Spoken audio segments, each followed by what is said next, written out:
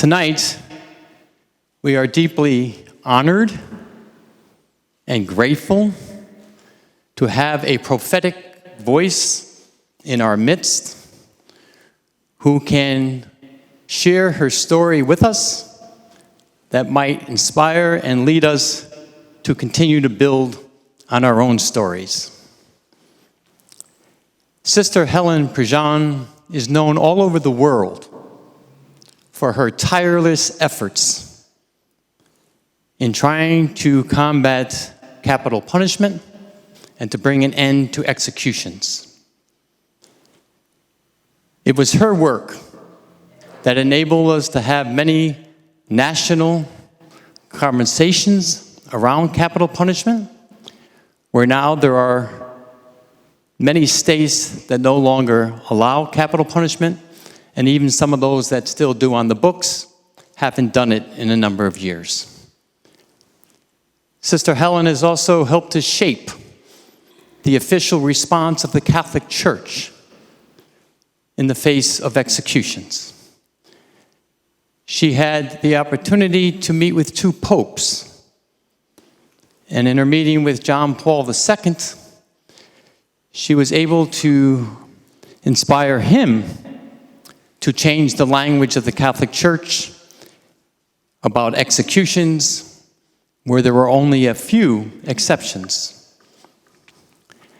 But then, continuing her work, which she says she'll do to the day she dies, she talked to Pope Francis. I know, I'm jumping the gun. Well, they made the other saints. So Pope Francis,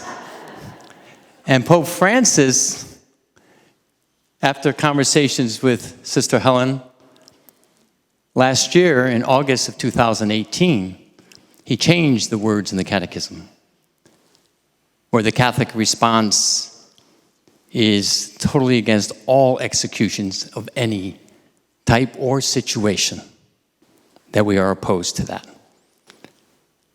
Sister Helen Prejean was born in Baton Rouge, Louisiana in 1939. That means she's 80 years young.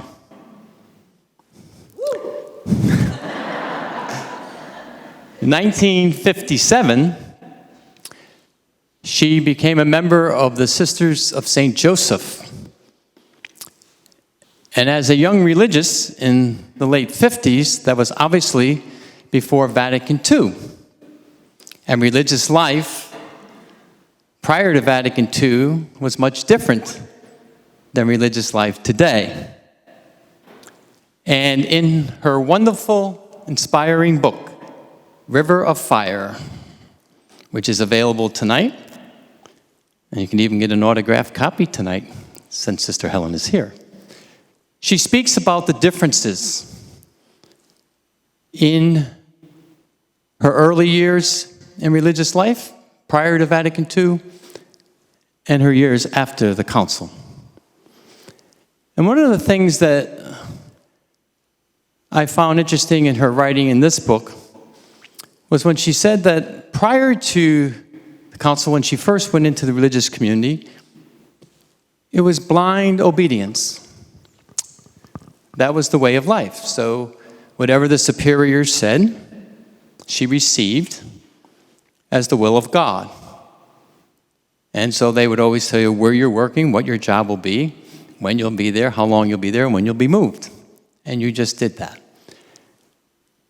And as she reflects back, she says, there was no personal critical thinking because it was all done for you.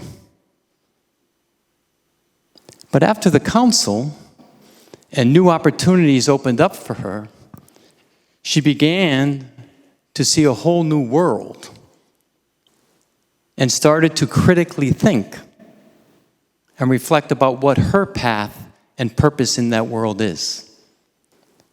And so she started to explore and to inquire and to connect with the larger world. And that led her to taking a line from the gospel that has changed her life. when she reflected on Jesus preached good news to the poor. She says in the book she didn't even know what the poor was. And so she had to find that out. And so she went and found the poor in New Orleans. And in that work, she was one day asked to become a pen pal with somebody on death row. And as they say, the rest is history. It changed her life forever, but her life, which she had no idea of, then she'll tell you about sneaky Jesus later, but had no idea what that would become, but it had an impact on the global world. Why do I bring that up? Because there, I think, Sister Helen, is the connection of you and Sacred Heart University. Sacred Heart University is born out of Vatican II, 1963.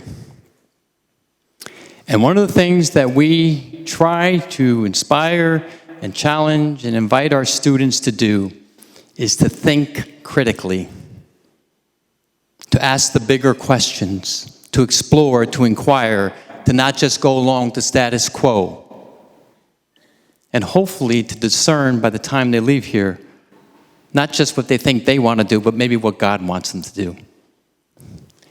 So our hope is that by having you here, besides your wonderful life and witness, inspires our students, because our hope is that they're not leaving here just informed, but transformed in mind, body, and spirit.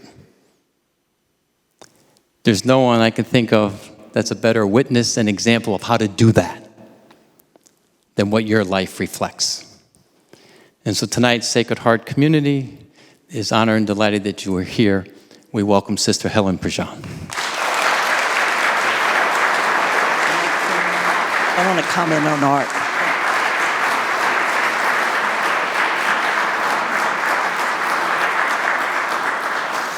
Thank you. I got to sit around with some of the faculty and the president and people who work here, and it's a meeting of kindred spirits.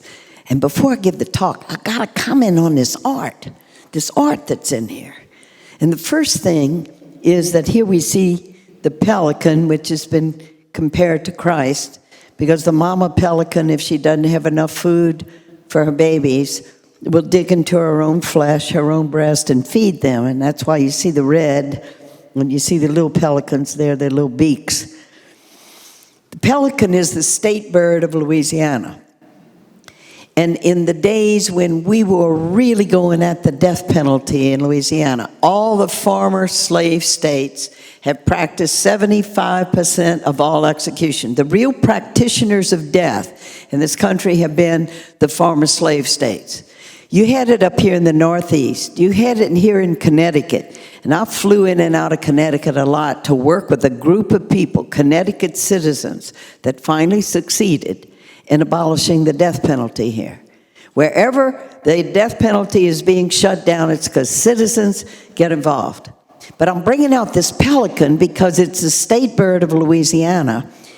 And when the death penalty gets into the political discourse and politicians get points for being tough on crime, we actually had prosecutors in Louisiana that behind the scenes, backroom little things, would give each other awards when they got a death penalty. And they had these plaques that they would make saying, hey, you got a death penalty. And it would show on this plaque the pelican flying with the hypothermic, the hypothermic needles in its talons, and the state bird of Louisiana, and they called it the Louisiana Prick Award, because you have to pierce, the veins of people when you lethally inject them. So look at that culture of death around the state bird, the pelican. And here we are in contrast with the pelican, the symbol of Christ, gives his life for us. And So with the death penalty discourse, I would hear so many Catholics say that they're pro-life. But when it came to the death penalty, but I'm for the death penalty. And I'm going to get into that with you, because the heart of that issue there is it only innocent life? And of course we're going to be for life across the board when we're Catholics, from womb to tomb. All life has dignity.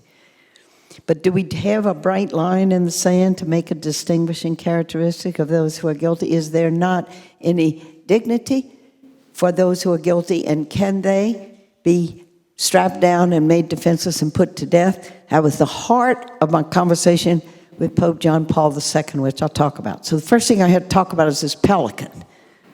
And the other is the agonized crucifixion of Jesus and the way it is being interpreted in the death penalty discourse. I kept meeting it. It just happened in Wyoming 6 months ago. They were close to repealing the death penalty in Wyoming, and one of the senators in the legislature said, I'm against repealing the death penalty. If Jesus hadn't been executed by the Romans, we wouldn't be saved from our sins. And it's been a theology of the crucifixion of Jesus, that it was by sacrificing his life that he appeased the wrath of the Heavenly Father, who demanded the sacrifice of his Son to help save us from our sins. What kind of God is that? And how do we put that together with the God that Jesus taught, the Abba, Daddy, God so intimate, not even just to say our Father, but our Daddy, Daddy. What father would ever demand the death of his own child in order to satisfy that his sense of justice had been offended? But this image of the crucifixion, this theology of the crucifixion, is actively in use. And there was a bad, sad statistic in the mid-'80s that said that the more people who went to church believed in the death penalty than those who didn't believe in God and never went to church. And that's been part of the education. Religion can be used to uphold death. Religion can be used to uphold slavery. Religion can be used, as the former Attorney General Jeff Sessions, quoting Romans 13, quoting Paul saying, be obedient to civil authority. That is the authority of God. And the immigrants coming to the border illegally and bringing their children are responsible for having their children taken from them because they broke the law. And you break the law of the United States, you just presume the law must be the law of God. You're disobeying God. And so that's the way religion is used. There it is, being quoted. The crucifixion of Jesus, what does it symbolize? What does it stand for us? And is it possible that he shared the life of the poor and then shared the death of the poor? The Romans put people to death who were considered troublemakers of any kind, and would herd them out and lead them to Golgotha and strap them on those pieces of wood for 3 days, 2 days, without food, without water, and then till they finally were asphyxiated and died. It was a terrible death. And when we meditate on the love of God and Jesus to love us even unto death, that is where that brings us. So we need to study theology. I'm glad any student in here is going to this university to study the gospel of Jesus and what it calls us to. And finally, we always have to ask the question, does it lead us to compassion? Does it lead us to community and be people being connected? Or does it lead us to distrust, us and them? They're the enemies, fear. We have to control them through violence. We always have to look and see, where is it leading us? And in these days where there's such polarities, such partisanship in the discourse, the gospel of Jesus guides us that the way is always going to be the way of compassion and always be the way of love. And it's always going to be the way of justice for those whose voices are never heard and are vulnerable and have no one to stand for them. And the other, now I don't know if I have this interpretation right, because I just learned this, that in the Western theology of the resurrection. Jesus resurrected individually. You're already shaking your head, Charlie. Am I getting it right? Charlie knows. Look at this. This is the resurrected Jesus. See, he's shining, but you see the wounds in his hands. You see the cut in his side. And their understanding of the resurrection is that we rise together. It's the community that rises with Jesus. That's Adam and Eve he's pulling up with him. That's a communion of saints around him. We rise as a community. It's not this individualistic salvation.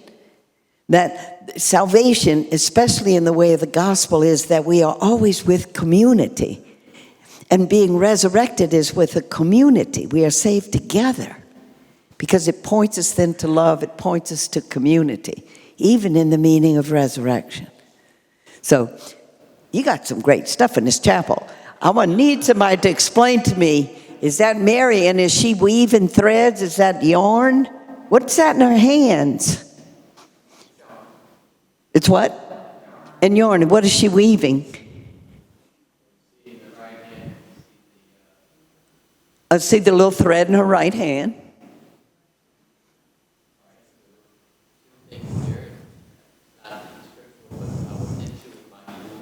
Knit you, being knit together in our mother's womb. Yeah. From the beginning, being loved by God and knit together. And a nice little feminine touch there with the knitting. Right? Okay, good. All right. Now we get to this story. I'm going to give you back your mic. This is going to be the roving mic for you to ask questions or comments later.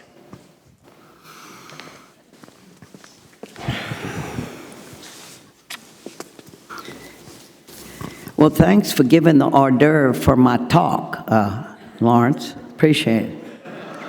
You've mentioned a number of things I want to talk to you about. All while Tim Robbins was making the movie A Dead Man Walking from the book, he kept saying, "The nun is in over her head." And I had never done any of this before. And the sneaky Jesus part is that when I did get an invitation one day to write a man on death row, it was 1982, before any of you little young ones were a twinkle in God's eye, I thought I was only going to be writing letters. This is Sneaky Jesus Part 1.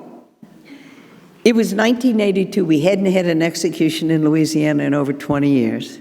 It had been an unofficial moratorium started in the 60s to the 70s that we weren't going to kill people anymore. We thought the death penalty was on its way out. In 1972, in the Furman v. Georgia decision, the Supreme Court had found the death penalty unconstitutional because it was so arbitrarily applied to people. It's like being hit with lightning. We thought it was over.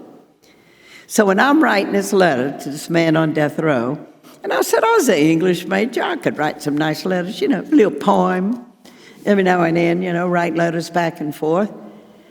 But then he had no one to visit him. He never asked me for anything, but I noticed from the letters nobody was coming to see him.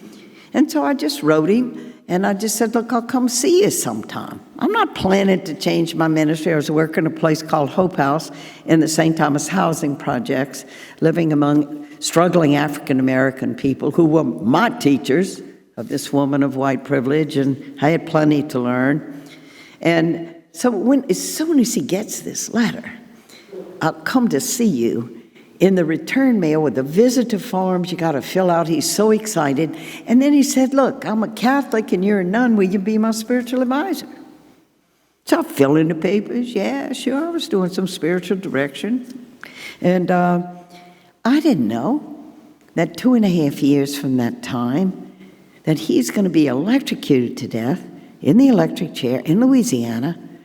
And that when he's going to be killed right at midnight, everybody will have had to leave the death house earlier in the day, except the spiritual advisor, who's going to be me, and I'm going to walk with him, and I'm going to witness his death. And it's going to change my life. In fact, it's the fire in River Fire. It's the preface in this book. I begin with it, and it says this: they killed a man with fire one night. They strapped him in a wooden chair and pumped electricity through his body until he was dead. His killing was a legal act because he had killed. No religious leaders protested the killing that night, but I was there. I saw it with my own eyes. And what I saw set my soul on fire, a fire that burns in me still. And now here's an account of how I came to be in the killing chamber that night and the spiritual currents that brought me there. This is a story about grace. This is a story about waking up. We had a maxim in our community, Sisters St. Joseph. Glad to see the other sisters here tonight, the Notre Dames and others. Then the maxim was never leap ahead of grace. Well, man, I was a leaper. I was leaping all over the place. And I had all these half-conceived cocky notions of how we're going to convert the world to Christ. And the sisters would say, who knew me? That's why you're always going to be humble, see, because your community knows you. Well, there goes Helen again with her half-baked ideas, feet firmly planted in midair. And so this is a story about waking up and being grounded and coming to realize that the gospel of Jesus called me to be more than just a person who prayed for people and asked God to solve the big problems of the world. And I would say things like, well, I'm spiritual. I mean, I'm apolitical. I am above all that political stuff. You know, I don't deal with all of that. I'm spiritual. I pray for the world. And I didn't get it about getting involved with poor people. I didn't get it about social justice. I just thought, well, look, if you're charitable to everybody around you, and you pray for people and the suffering people of the world, and it takes grace to break us out of that stuff. I also didn't know till I moved into the St. Thomas housing projects, I'd never even heard the term white privilege, that just by being white I had privilege, because not that white people don't work hard, and my own father had been poor. He had been born on a plantation. His father was an overseer on the plantation. He had to quit high school to help get his 11 brothers and sisters through school. But then he makes his way, gets a GED. He ends up going to law school. And then meeting my mother and marrying my mother, we had a wonderful family. And we had a 2-story house, and it was during the days of Jim Crow in Baton Rouge, Louisiana. And black people couldn't even sit on the bus with other people, with the whites. They had to sit in the back. And Sacred Heart Church, there'd be a section way over on the right where the black people had to sit and couldn't be with the white people. And black kids had to receive their first Holy Communion. The one body of Christ, they had to receive their Holy Communion separate from the white kids. Racism was just predominant. It was behind policy. And I never questioned it. And it's kind of like culture. It's kind of like the air you breathe and what you see and what you hear. And good people like Mom and Daddy saying, well, it's better for the races to be separate because they like to be with their own kind. And so we were all embracing this thing of separate but equal schools. Let black people go to their schools and let white people go to I didn't know. And African-American people became my teachers when I moved to St. Thomas. So the waking up, I had to get out of 2 cocoons. I was double cocooned. And one was the spiritual one, that the spiritual life was about praying for people and being charitable, but I didn't see a connection with justice. And I didn't want to get involved with all that political stuff. Like messy. And look at all that fighting among those politicians, and I ain't touching that.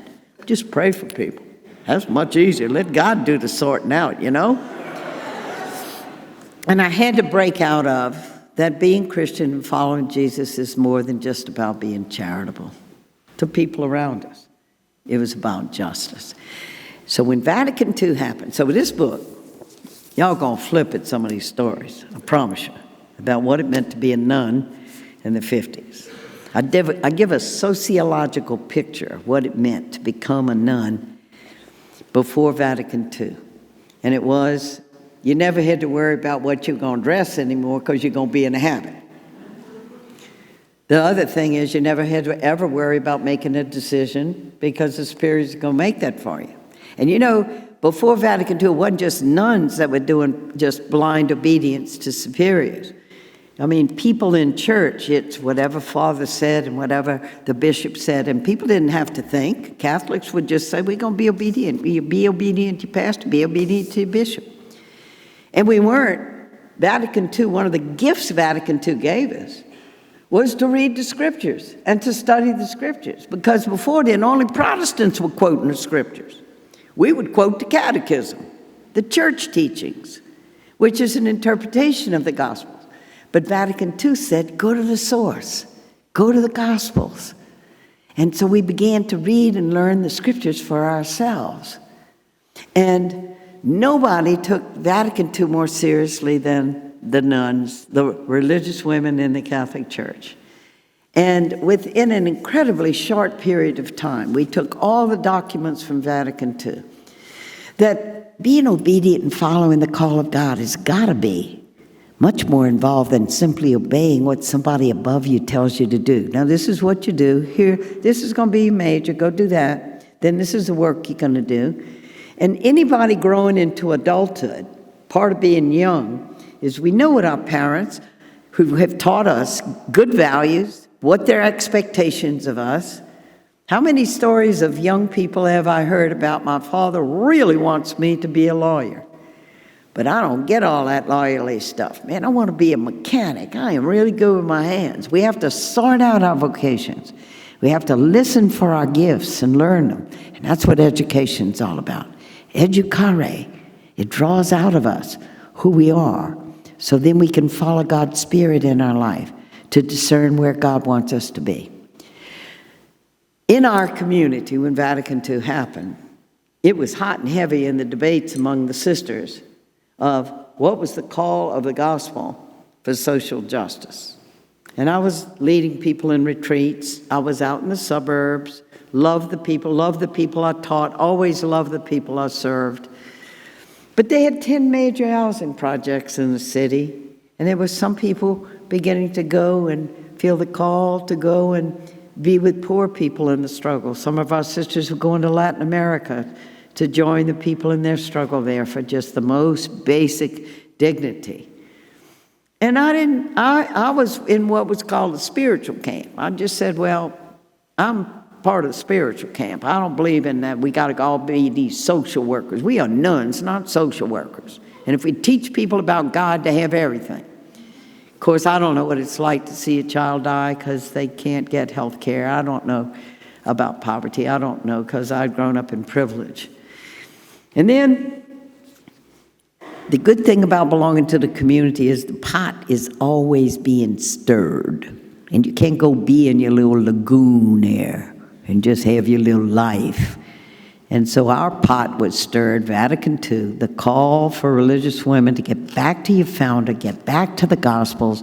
Why were you founded in history in the first place? What were the needs of the time you responded to? And here when Pope John XXIII was elected, if you want to read a great book, Tom Cahill wrote a short biography of Pope John XXIII. And here he was, a little roly-poly guy. He was overweight, smoking. We had a smoking pope. And you had in the Curia, a deep bureaucracy within the church, but decision makers from way back who elect the pope. And they wanted one of their own kind. There's a lot of struggle in politics that goes on in the church as well of who will be the leader. So they elected Pope John the 23rd because they thought he'd be a little interim pope. Like he ain't gonna last long anyway. He's overweight doing all that smoking. We'll have him for a few years and then we can get our guy in there, the real guy we want to be elected. Well, lo and behold, here goes Pope John the 23rd within a couple of months of being pope. And here's how the Holy Spirit is so full of surprises in the Catholic Church. All right, we go, oh God, how are we going to change this or that? Oh. And here he is elected within a few months. He makes this announcement. I was praying, and the Holy Spirit said, it's time we have an ecumenical council in the church. Let's gather all the bishops from around the world. It was the first time we ever had an ecumenical council whose purpose was not to come down on some Protestant or other people for heresy, to condemn some heresy in the world. It was simply, as Pope John 23rd, let's open the windows and the doors to the world. Good things are happening in science. God's moving in the world. And because we had been a kind of fortress. We're the one true Catholic church. They had all these jokes about, a person gets to heaven, sees this high wall, and hears people laughing and talking behind the wall. I said, who's that behind the wall? They said, that's the Catholics. They think they're the only ones up here. And we had all kind of jokes like that about Catholics. And you didn't dare go in a Protestant church and forget all this interfaith business. You're going to lose your faith. Stick with the Catholic Church. And here we are opening doors and windows. And we're talking about the call of every Christian in baptism is for holiness. There used to be kind of like this hierarchy of who was holy, and kind of like a little ladder. The holiest were the priests. They had a bridge to God. Next were the nuns, the consecrated virgins of the church. Well, they had a boat on the river, and the poor laymen, they just swimming around and splashing as best they could, trying not to go over the waterfall. And here's Vatican II saying, when we are baptized, we are all called to be Jesus in the world and called to holiness. And there's no gradation of who's on top, who's second, who's third. It's a radical call to us. And that's what I love about Sacred Heart University. The church, the Vatican II also defined the church as the people. So lay people, we are the people, we are the church. And this is the only Catholic institution in this country that is led by and taught by lay people in the church. It wasn't founded by a religious order. What's happening is, as religious vocations diminish, of nuns and so forth, it's being turned over to lay people for the leadership. But this, founded from the beginning, 1963, right out of Vatican II, because the laity are called to be the church, the fullness of the church, and to live the Christian life. So the students who go here, you have a very special gift of coming to school here, because it's like you're called to the holiness of Christ. And it's not, well, I'm not holy like the priests or the nuns or whatever. We and the lay people in the church are called to live the fullness of the life of Christ. So what happened with me, back to this little stirred pot in the community where we're having this debate of what we need to do and about social justice. We all get summoned to Terre Haute, Indiana in the summer. It was in June. The girls at St. Mary of the Woods were away on vacation, and we were going to stay in their dorms.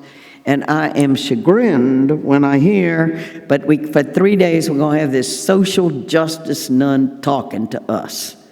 I said, here we go. And they're trying to make social revolutionaries of all of us. We got 3 days. Maybe with the grace of God, I'll come through unscathed.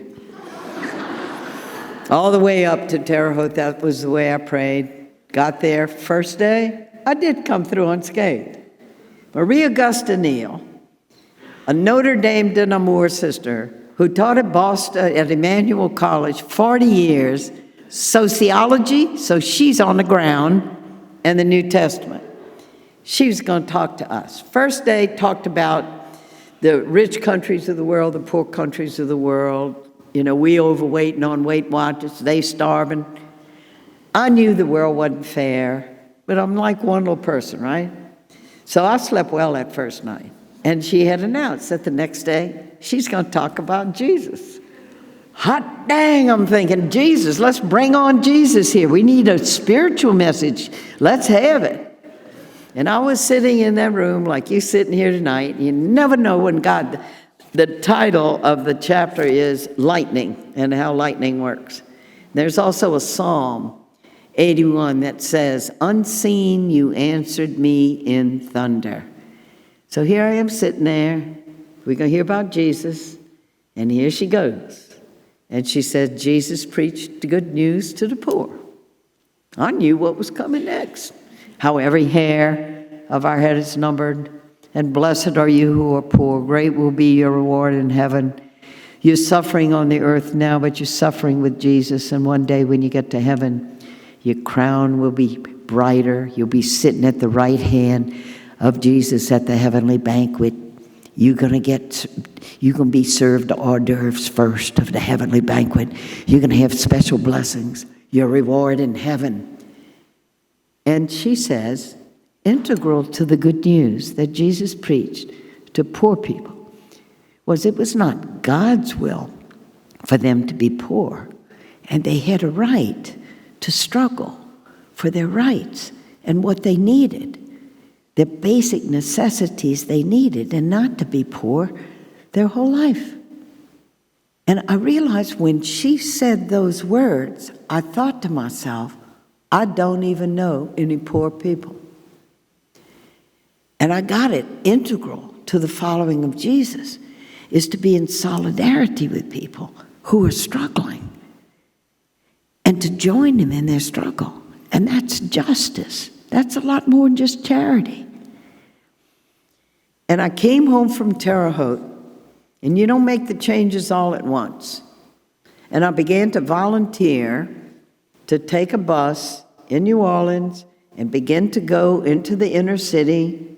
There was a place called Hope House. Yeah, I found out when you wake up to justice, there are always people who woke up ahead of us. And there they are. And I began then to work at the Adult Learning Center, where I was shocked because I had gone to a great school like you go into here, great academy taught by the Sisters of St. Joseph. I learned public speaking when I was a junior in high school. I knew how to write and punctuate, so when you go to write a book, I know how to write. Excellent education. And here are people coming in like Miss Ruby, 75. She just wanted to learn to read the Bible and about that Moses guy. She wanted to know about that Moses guy before she died. And here's a kid coming in. He had dropped out his junior year in a public school in New Orleans. And I said, well, look, you only had one more year to go. We're going to work with you individually on your English and your reading and your math. And he couldn't read a third grade reader. And he was a junior in high school. He was going to graduate in a year. And I was thrown back. Why did I get such a good education? And that is not that I was so blooming virtuous. It's just that I had been so cushioned and so protected and so resourced and given so much. And I knew, and we had like a two-tier system of education. And we had the Catholic schools, those that can afford tuition. And you're not going to say to parents, no, you shouldn't send your kids to a good school. You can't blame parents for this. But the public schools were all struggling. And the teachers in the public schools are bringing toilet paper to school. The teachers are getting their own classrooms painted. Teachers still struggle in this country. They are among the least paid. And education is so important. We do not value. Now we see teachers having to go on strike to be able to get decent wages. So I awakened to that, and that I'd been very privileged. I'd just been given all this. And one day, coming out of there, that was when I ran into a man who had a clipboard. He had a little project going on. Everybody's meeting that day. He said, and he ran into me right there on St. Andrew Street. Hey, Sister Helen, you want to write a letter to somebody on death row?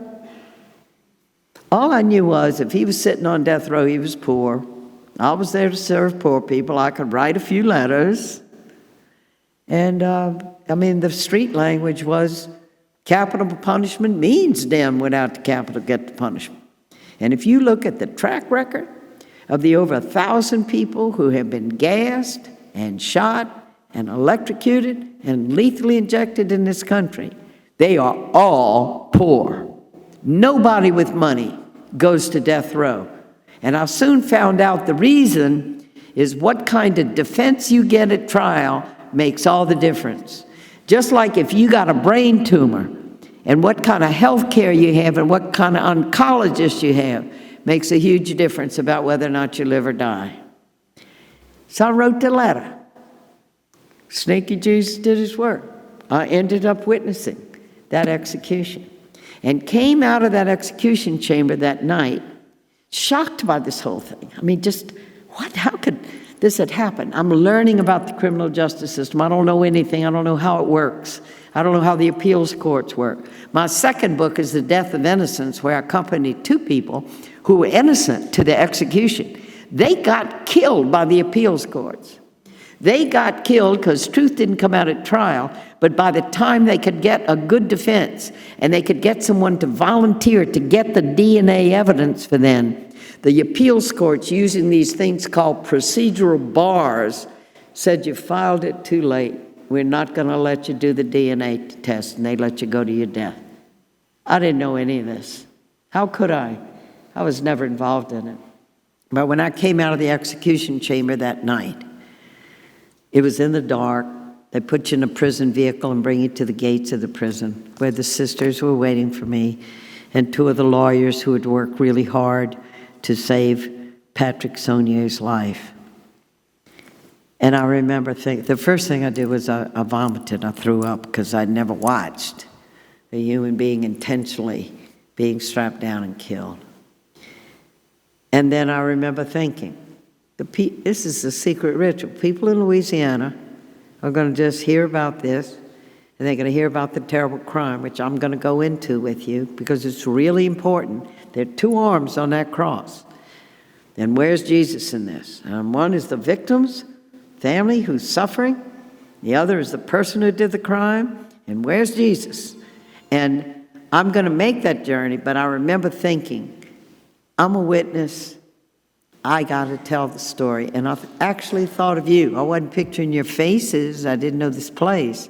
But I said, that's what I got to do. I got to tell this story to bring people close. I didn't know I was going to write a book. And that Dead Man Walking that came out in '93, when 80% of the American population supported the death penalty, that within 2 years it would be a film, that it would be an Academy Award-winning film. And on the night of the Oscars, which was the Feast of the Annunciation, 1.3 billion people are going to be watching and are going to hear Dead Man Walking 4 times because of the 4 nominations. And Susan Sarandon, who portrayed me and who made the movie happen in the first place, pestered Tim Robbins for 9 months till he finally did the film, probably for domestic tranquility. And she's going to get the Academy Award for being a nun. Now, that's the only movie in which she was a nun. I guarantee you that. And it was hard for her. And one of the hardest things was just the simple clothing that I wore, because she's dressed sexy and all, you know. Well, she ain't going to be dressing sexy as a nun. She's going to be, and they have this thing when you're doing a film, it's called the dailies. So you do the filming one day, and then they show the dailies of what you filmed the day before. And Susan didn't want to look at it. She didn't want to see herself because it made her cry. Now, you know, that's pitiful. Because here she is getting the Academy Award and going, yeah, yeah, yeah. Look at that. So when you become a nun and you dress simply, you didn't have to use all the sex stuff, and that's when you get an Academy Award. Check that out. She's a good sport, and she really cares about social justice. Whenever there's a prisoner in trouble, somebody innocent, and they get ready, Susan's the first one I kill. Susan's the first one I call. Excuse me. And so anyway, so you have these big things happening around the book, and we do our little part. And I knew I had to tell that story, and that's why I stay on the road, you know, and at first I resisted writing a book. This book is like the prequel to Dead Man Walking. And the last page of this book is the first page of Dead Man Walking. And I talk about the very gradual awakening and the way God wakes us up, and to connect our faith to life and the work we're going to do in the world. And the epigraph that begins this book is a quotation from St. Bonaventure, where he says, "Ask not for understanding, ask for the fire." Our rational understanding is important to make sense of things as far as our rational understanding will take us. But there's a truth deeper than rational understanding. That's what meditation is about. That's what purpose is about. Annie Dillard, in one of her poems, said, "We spend our itsy-bitsy lives in our itsy-bitsy lunches with our itsy-bitsy friends, And here we are raising tomatoes when we ought to be raising Cain or Lazarus. We are made to do something great with our lives, and we have to discover it. So I talk about spirituality. I talk about the church coming together, how we would have, for the first time, the Vatican II affirmed religious liberty for everyone, Buddhists, everyone. Vatican II said that maybe the reason that we have atheism in the world is because we as Christians are not living our Christian faith in a vibrant way, that people actually see faith lived.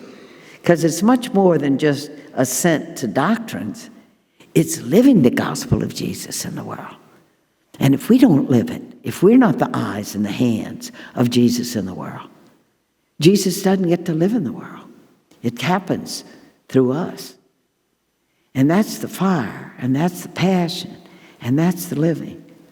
And then the church also affirmed freedom of conscience for everyone. It's the sacred sanctuary in which all of us live, and to respect that in everyone. And I remember learning that at school, that our conscience, but we have to educate our conscience. So my conscience, look at my conscience, before I was awake, I slept well at night. I was being charitable to people. I did religious education in the parish, taught the kids, loved the kids, 7th and 8th grade kids. I'd make a little joke. I said, I don't know, now what's harder, teach an 8th grade boy grammar and how to use a semicolon or be with death row inmates? It's a toss-up. Because it's a challenge to teach boys, 8th grade boys, but I love them.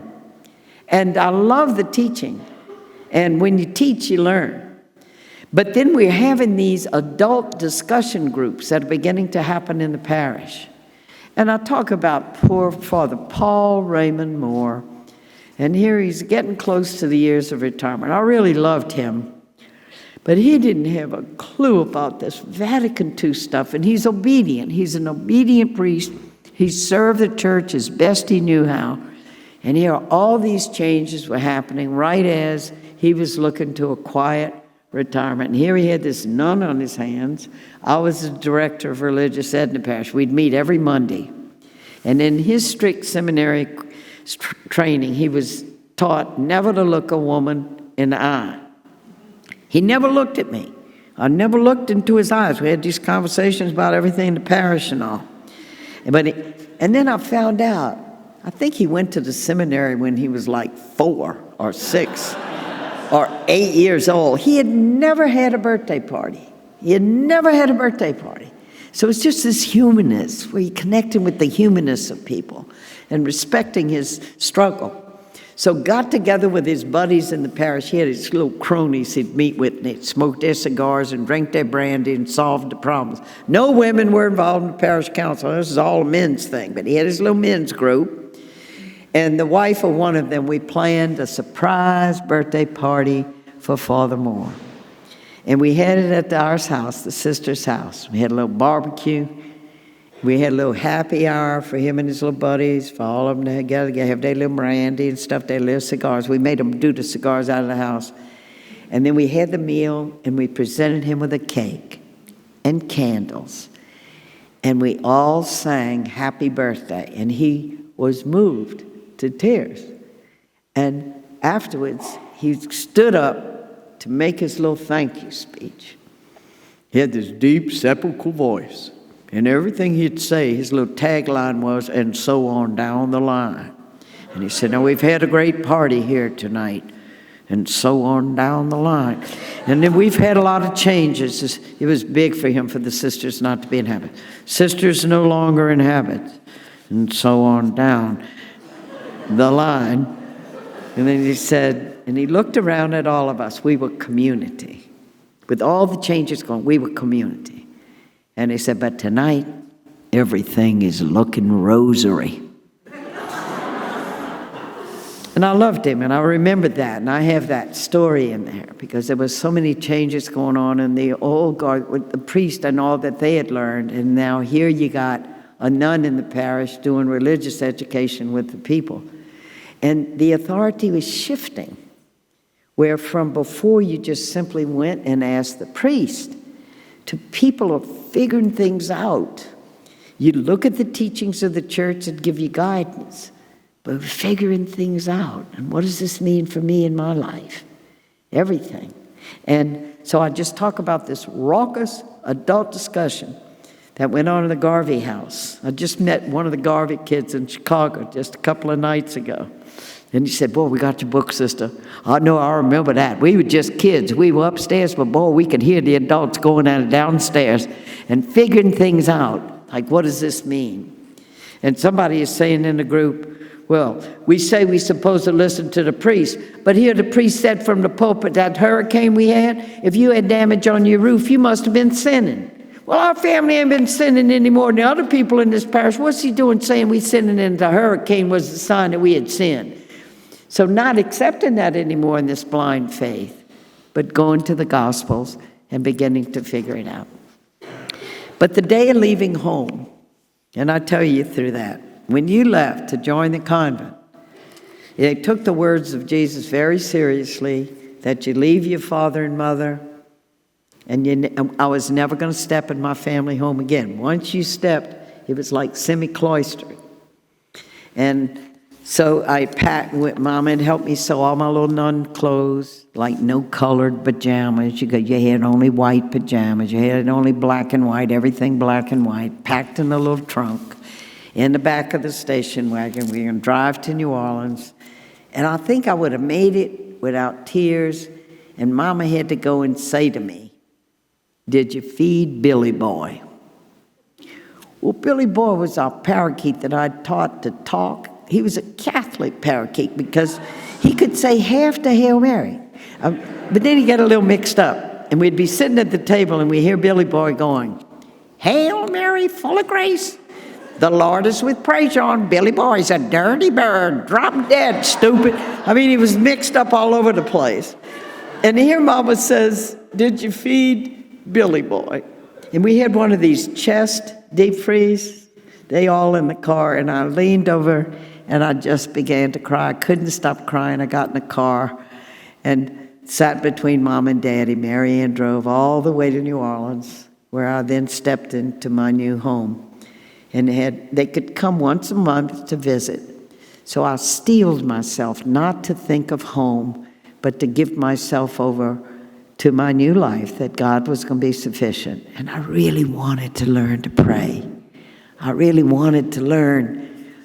Well, this is all ego, I see now, but I wanted to be like one of those mystics, you know, like Teresa of Avila. She could pray and be in such union with God. Even in the kitchen, she would be elevated in the kitchen.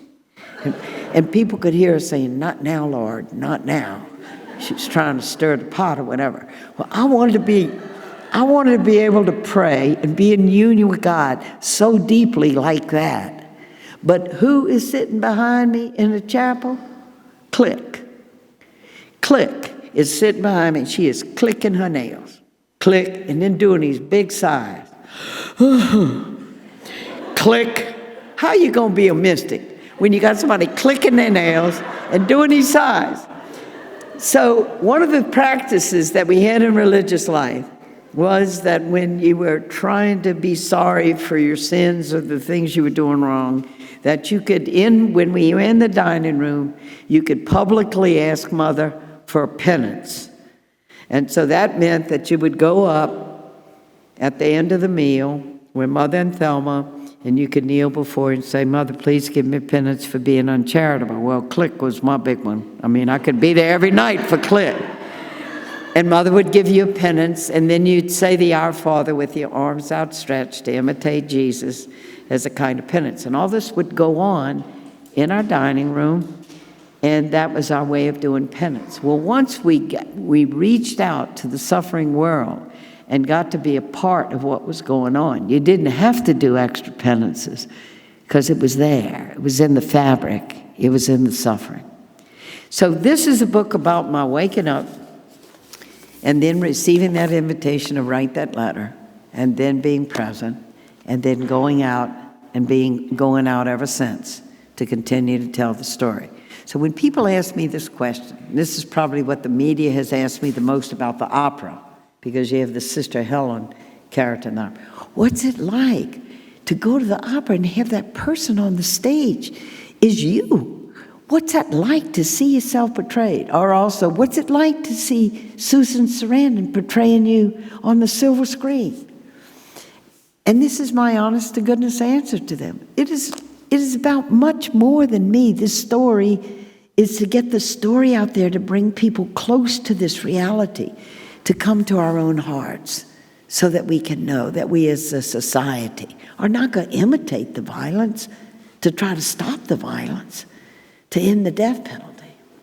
One other little bit, and then we'll open it up to you for the conversation, was how it happened with the Catholic Church. And when you love a family, when you love your church, when you love your country, you stay in the dialogue. So I was going to parishes, I was going to people, and eventually I got to have a direct dialogue with Pope John Paul II, and then later with Pope Francis. And with Pope John Paul II, I kept meeting Catholics who were saying that they were pro-life, but for the death penalty. So I got to write him a letter. It was delivered right into his lap. And I said to him, Your Holiness, does the Catholic Church only uphold the dignity of innocent life? Well, when I'm walking with a man to execution and he's guilty of a terrible crime, but his legs are in leg irons, his hands, and he's surrounded by guards, and he's going to be strapped down and killed. He kind of turns to me and says, Sister, please pray that God holds up my legs. Where is the dignity in this death? Even the Geneva Conventions, this is an aside, I didn't say this to the Pope, but even the Geneva Conventions, when you have prisoners of war, it's against the Geneva Conventions to tie a prisoner of war's hands behind their back and render them defenseless and take them out and shoot them. Essentially, the death penalty is the rendering of a person completely defenseless and then intentionally killing them. Whereas the heart of the teaching of the church had always been that the death penalty had been put in to give the state the right to take life. When people were violent, they didn't have prisons, and the only way they could curtail the violence would be to execute the person. So Thomas Aquinas talked about in terms of when you have a gangrenous arm, you cut it off for the health of the whole body. It was always about defense and the health of society. It was never about, there are some crimes so terrible that we will determine that you deserve to die, and we're going to do it for the victims' families. And so I got to say that to the Pope. Please understand that there were a lot of people saying this, because it was part of the dialogue happens, that we in community who are resurrected together, it's the community of all of the dialogue of the whole community that leads to social change. It's how slavery got changed. Slavery used to be the church, it was accepted, and you just simply quoted St. Paul, slaves be obedient to your masters. And it was a whole way of life of plantation owners and slaves, unquestioned. But gradually, as we, the Christians, as we on the ground have the experiences, and we get those experiences up together, and we change. Slaves are human beings, and we should not treat them like cattle, property. That comes from lived experience. Maybe like a woman coming out of St. Louis Basilica in Jackson Square, New Orleans. There was one of the big auction blocks in New Orleans. And maybe she comes out of Mass one day, and she happens to go by that auction block and looks and sees for the first time a woman is being separated from her children. The children are being sold to one owner, she's being sold to another, her husband to another. And for the first time, she penetrates through the culture that was holding that and sees that's a human being. And how would I feel if I was separated from my children? And then the gospel breaks through in the experience of the people. And that's what happened with the death penalty. I was a small part of it. Let me end just with saying a little bit about the victims' families. When I wrote Dead Man Walking, I made in the writing of it, my editor helped me get this. I made a big mistake. And the big mistake I made in the beginning, the first time I did this, I had this man on death row. 2 teenage kids, 2 innocent kids had been killed in cold blood. They'd gone to a football game at Catholic High in this little town of Louisiana, and afterwards they'd gone to this place that kids used to like to go to park. It was near a harvested sugarcane field. And 2 brothers, Pat Saunier and his brother Eddie, were there in that field, and they were hassling kids, more than hassling. They would wait in that field. Their own lives were starved, and they grew up terribly. They had never known love, acceptance. And they were preying on these kids. And they would sometimes rape the girl. And this night, David LeBlanc, 17, Loretta Bork, 18. And they were there. They were parked. And along came the Saunier brothers with their .22 rifles, because they used to hunt often. And there were the kids in the car. And they did their same little routine. And somewhere they'd gotten a sheriff's badge. And so they would flash that in the window and say, "Hey, you kids are trespassing. We're the security people for those that own the property. We're going to have to take you to the owners. Do your parents know where you are tonight?" And then they would handcuff the kids in the car, and they would drive them around. It's their last night on earth. They don't know this, of course. They're terrorized. It ends up those 2 kids are found lying face down near that sugarcane field, and they have both been shot in the back of the head. And Loretta had been raped at least once by one of the brothers. That was a crime. So when I met Pat on death row, I've never met anybody before he committed murder, and gradually it came that I learned the truth of the story of what it is they had done. It's tremendously complicated. The actual truth is Pat was executed. He's not innocent, because he was doing that with all these kids all the time, and one night Eddie lost emotional control. Eddie is the one who killed the kids that night. But they had terrible lawyers. Truth didn't come out at trial. Pat got the death penalty. Eddie, the younger brother, was given a lighter penalty because he was younger, and they thought he was under the influence of his brother. But it was his own emotional state. He had a flashpoint. Something happened that night. Who knows? And he shot bang, bang, bang, bang, bang, bang, and killed those kids. And this cross is the only cross I've ever had that was purchased with someone's blood. Eddie knew the truth of what had happened, and he was spending the rest of his life at our prison. He had 2 life sentences. And when I began to visit Pat, I also began to visit him. And after Pat was executed, the first visit back to see Eddie after his brother had died, had been killed actually for the crime he had committed, he gave me this cross. And the only way he could get money to ask someone in the welding shop to craft this for me was that at that time you could sell you plasma. And he got $7.50 for selling his plasma. And he put it in the other inmate's account, and he crafted this cross. And Eddie gave me this cross when I came to visit him. It's tremendously complicated, the case. If you read Dead Men Walking, you'll get the whole story. One of the things I learned in writing Dead Men Walking and in having a really good editor was in the first draft of Dead Man Walking. I wrote about visiting Pat on death row, wrote about human rights, wrote about the death penalty. And Epstein had looked at the whole first draft, and he said, "You wait far too long in the telling of the story before you talk about the crime. This was a dreadful crime. This is a horrific crime. Shooting in cold blood these 2 teenage kids. Nobody's going to read your book. You are so into human rights of this guy. And they're going to say, she's a nun, she believes in Jesus, she's going to give us every religious platitude about forgiveness. If you don't tell the story of the crime of the killing of these 2 kids in cold blood in the first 10 pages of this book, nobody's going to read your book. And he helped me shape the story to face the horror and to feel the outrage within myself. And then he said, your job as a writer is then going to be to take the writer, or the reader with you, step by step along the way to the final killing of the man who did the killing himself, to help your reader make that journey into watching this now.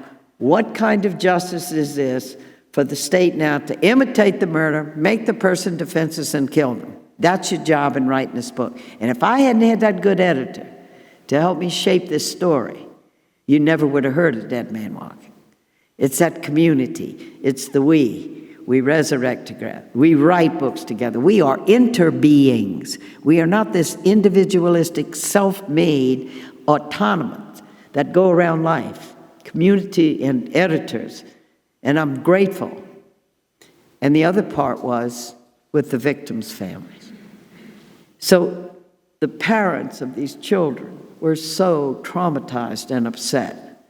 And Mr. Bork, whose daughter had been killed, Mr. LeBlanc, you didn't hear from that much. He wasn't on the news, but boy, Mr. Bork was, whose daughter had been killed, and he said, I'd like to kill that SOB with my bare hands. I wish they'd let me pull the switch. And I didn't know what to do with them, because I'm the spiritual advisor now to the people who've killed their kids. So when Jason Epstein is reading the first draft of Dead Man Walking, and he gets to the part where I said I'd never done this before, and I didn't know what to say to the victims, and I stayed away. He said, you're letting yourself off kind of easy here, aren't you? You were scared, weren't you? It was cowardice, wasn't it? Weren't you? You were scared. So he said, look, when you write your book, don't just take people with you on the peaks of the waves where you do it right.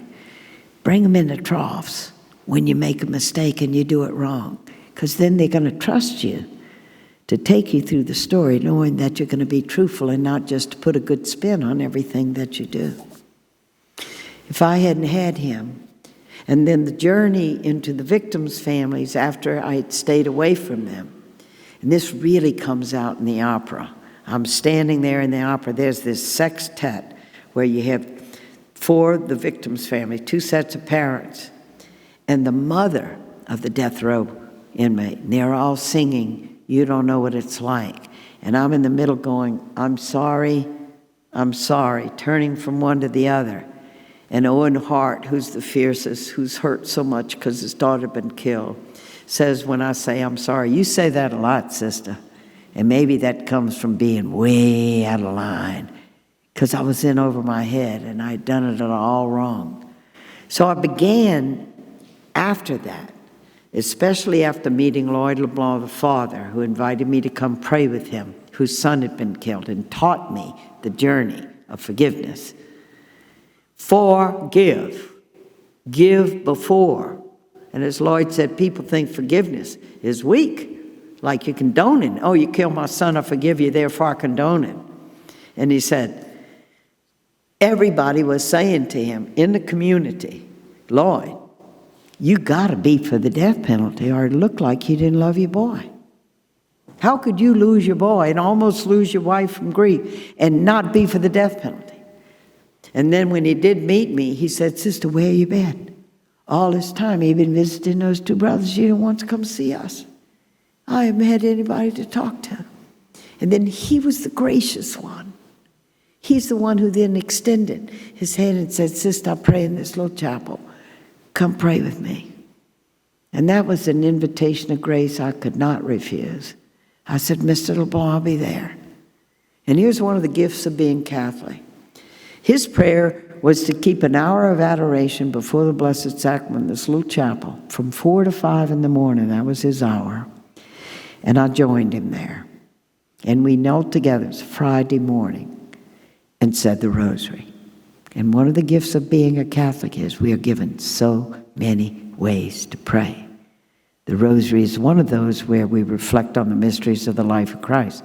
And here I am, kneeling alongside a man who's praying through the agony and death of his own son And I'm kneeling by him, and he is connecting it with the suffering and death of Jesus and getting grace and holding on. A rosary is like a lifeline. You hold on to the beads and you go through the mysteries, and it holds you together. And this is the man that then took me inside his heart and inside his journey, and how in the beginning he would love to have killed Pat and Eddie Saunier with his bare hands. But he said it was the difference he found in himself, because he had always been kind. He was really good with his hands. He could fix anything. He said, "Sister, I'd be traveling at 1 o'clock in the morning. I see somebody broken down on the side of the road. I'm going to stop, and I'm going to help them, because that's who I am." Kind person. And I was angry all the time, and I'm snapping at my wife, whom I almost lost through grief. David had been buried in a family tomb in another town. We had to move his body to a cemetery because Eula can't make her way through a day without visiting her boy. And I'm snapping at her. And then he put his hand out when he said this to me. And I kept saying, "Jesus, please help me." And he put his hand out and he said, then I said, "They killed my boy, but I'm not letting them kill me. I'm going to do what Jesus said." And he set his face to go down the path. Forgiveness means to give before. And it means not to let the love and integrity of our being be overcome by hate. And maybe that's the meaning of that Native American proverb. The one who sets out on the journey of revenge should first dig 2 graves. And Lloyd Lamont talked about it in terms of not losing his life. And with God's grace, he came through that. And he taught me that. And after he taught me that, then I began to get involved with murder victims' families, and we started a group called Survive. Because the ones who can help you the most when you've been through a terrible ordeal like that are other families who have been through it and survived. And you see people taking each other's hand and praying with each other and comforting each other and walking with each other through that together. They are the best to do that. We do not have much set up in our states to really help surviving victims of violence. Imagine if we took a fraction of what we're using to punish people and separate families by these long penal sentences, to have the healing of families that have been hurt by violence, to help them heal. That's the path of life for our society. The other is the path of death. So I invite you to reflect on these things for yourself. I'll be really happy to share my book with you and sign them for you if you'd like. It took 7 years to write it. Don't anybody say to me, "I hope that doesn't give you writer's cramp to be doing all these autographs." It's writing a blooming book that gives you writer's cramp. It's not signing them. The signing them is the happy part, and I'd love to do that for you if you want to get a book. So now, do we have time for a little conversation? Conversation means it can be question, but it can be comment too, okay? Well, Sister, we first like to just say thank you for coming here.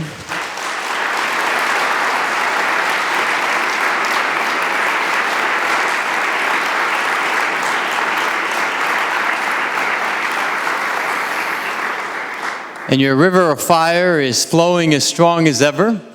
We're grateful that it flowed northward and came here to Connecticut and allowed us to just be on the banks of your river of fire, put our toe in it, and hopefully we'll be willing to jump in and swim too someday and make a difference. You've really inspired us tonight, so thank you for the gift of your story. Thank you. Anyone have a question for Sister Helen?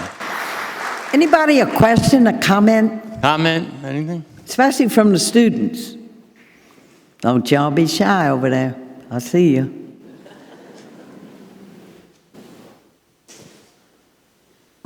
True, Caitlin. Hi, Sister. Thank you so much for your boldness, but also for your joy and humor, which I think is so very important in these lessons.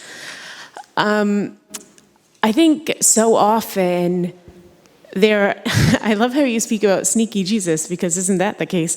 The idea that so often we do want to jump into the river, or at least dip our toe, but when we begin by stretching into this call, we feel like we're going to break. How do we get beyond that? How do we move through that discomfort into this life of grace? Well, when I look at what happened to me, if I was reflecting all the time on stretching into this call and what it was doing to me to visit this man, if you keep your focus on who you're serving and what they're suffering, and you read, you learn, how does this whole thing work? To fill your mind with actual knowledge about it. Because the whole thing is not to turn it in on ourselves. Because if we become too self-reflective on it, it's just like, what's happening to me? What's happening to me? I'm stretching. How am I going to be able to take it? We begin to anticipate, how am I going to be able to do this? One of the gifts of visiting prisoners is, over these years, when you visit a prisoner, that is all you have is each other's presence. You can't say, let's go rent a video. And the gift of being present to each other. And that's one of the gifts that I've gotten. So it takes us away from our being self-centered, being self-oriented, and focuses us on the other. That's one of the gifts. Somebody else?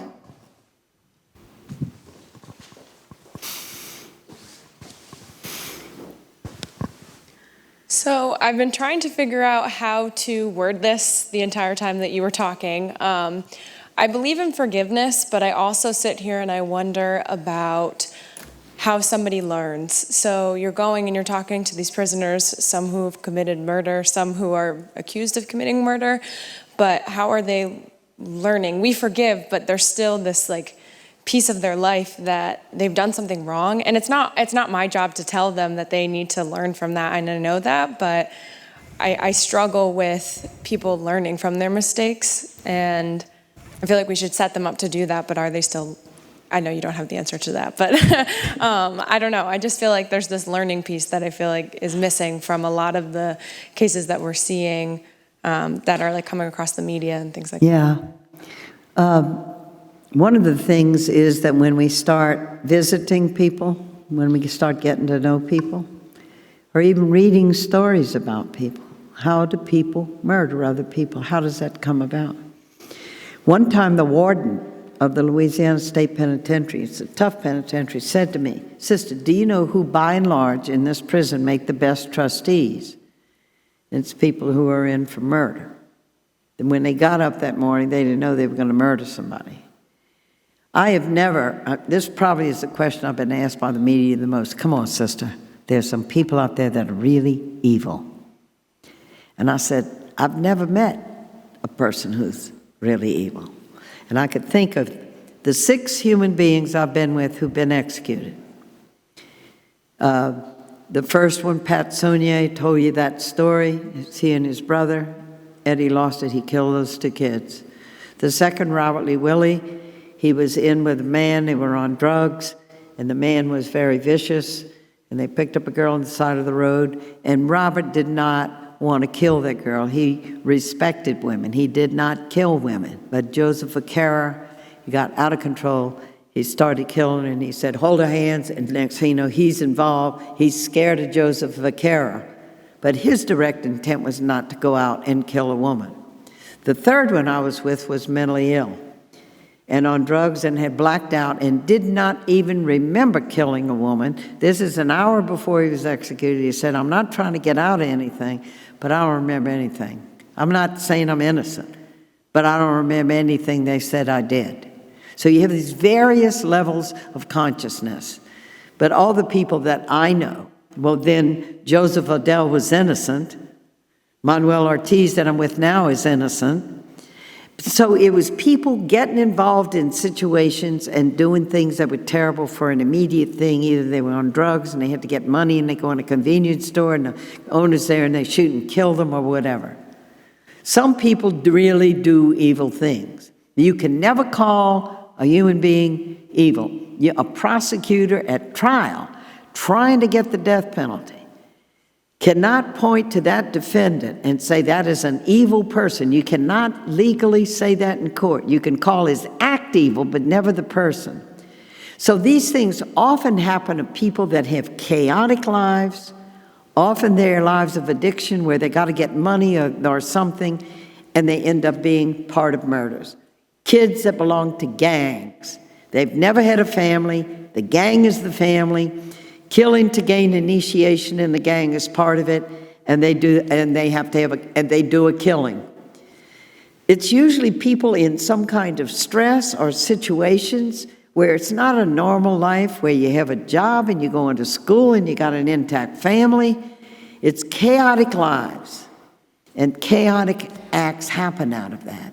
And that's not to excuse people, but I just understand it better, that when chaos is going on in people's lives, and especially if just a gun, all you got to do is this, and it's over. And with high emotions, that's what happened to Eddie, and killed those 2 kids. So, for whatever that's worth. Maybe another person, and then I want to get to the books. And then here's somebody here in the front. 2 more people, you and you. I'm so scared. Okay, it's close. So you mentioned a lot about us being willfully blind and just About what? About us being blind, and as we see About me being blind. Yeah. Well, yes. Okay. But my question relates to how all of us, especially in our society today, we tend to follow the leader. We join in this group of willful blindfulness where we don't realize that a lot of the things that people are doing are wrong, or we're so afraid to speak up. And I wanted to know if you had any advice to help us stray away from being so blind. Have you experienced that personally, of being with a group of people where you're willfully following somebody? No, but I was watching a TED Talk for a class that really impacted me. Okay, a TED Talk, no. Yeah, and I mean, sure, that can happen. But look, that's the best thing. Do you go to this university? You are in a community of people where you really get to engage in digging into the truth, into a search, so that you don't have to walk around blind. I mean, this is a community of people that searches for truth and does it in community. And so we all tend to have our defenses and things that we don't see. But in a community of learning, in a community of faith, Lord, help me see. Bartimaeus, Lord, that I may see. I mean, that's always going to be our prayer, that we may see. That we can hear the cry of the poor. Lord, that I may hear. And we have to keep putting ourselves in situations with community that helps us to hear and see better.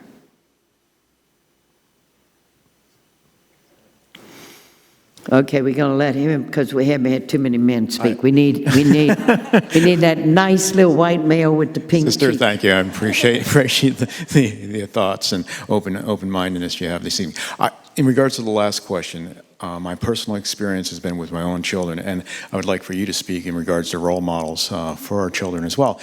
It's not to simply just be a bystander, but if you witness something, whether it's bullying or something that's totally wrong, to be an upstander for that child, whether it's my son or somebody else, to stand up for the person who possibly is being bullied for whatever reason.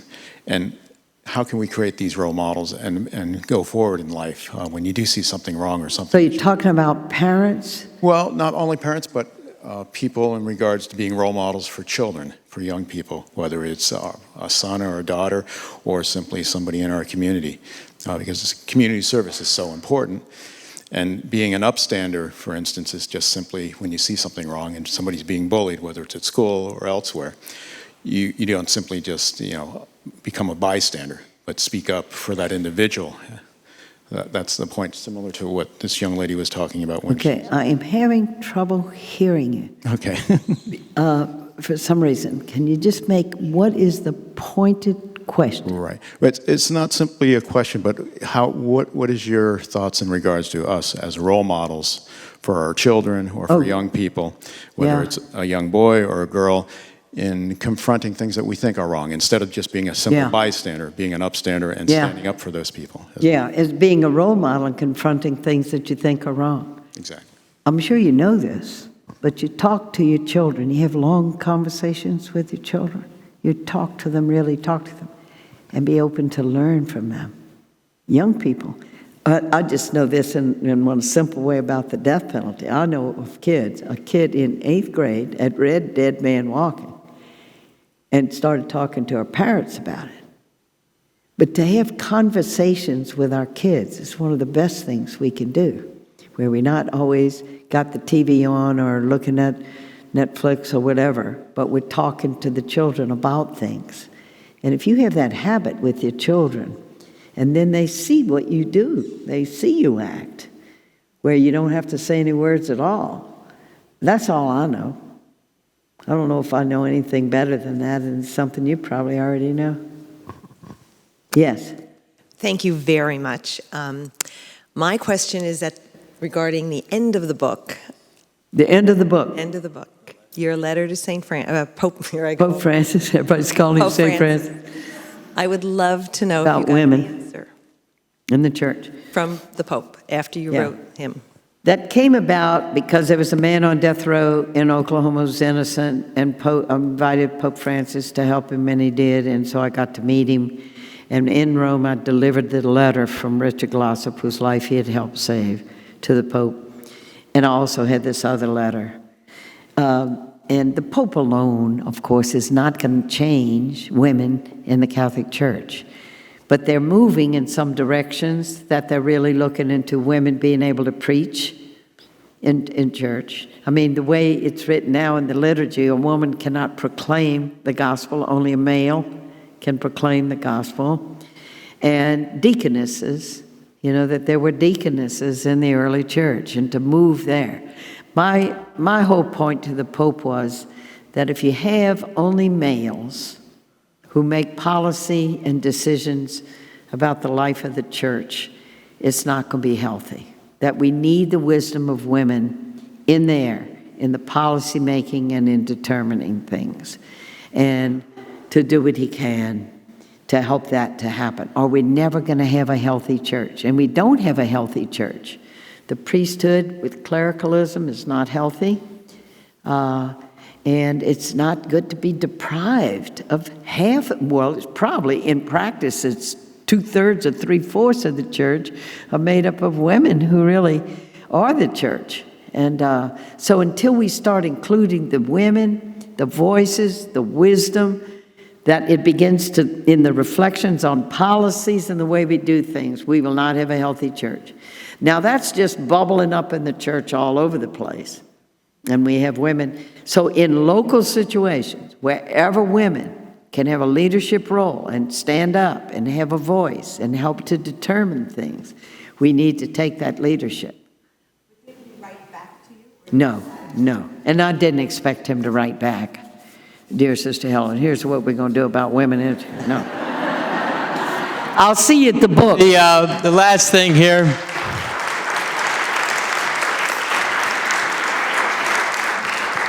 And I thank Sister for bringing that up, because that was the one thing I wanted to do in the intro. So the letter to Pope Francis is in the book, and it's a very powerful letter on behalf of women in the church. Again, those who would like to be in contact with us, fill out the white cards so that we can keep you on our mailing list. And Sister Helen will now be in the back, and the books are there, and happy to sign it. Thank you very much for being here with us tonight.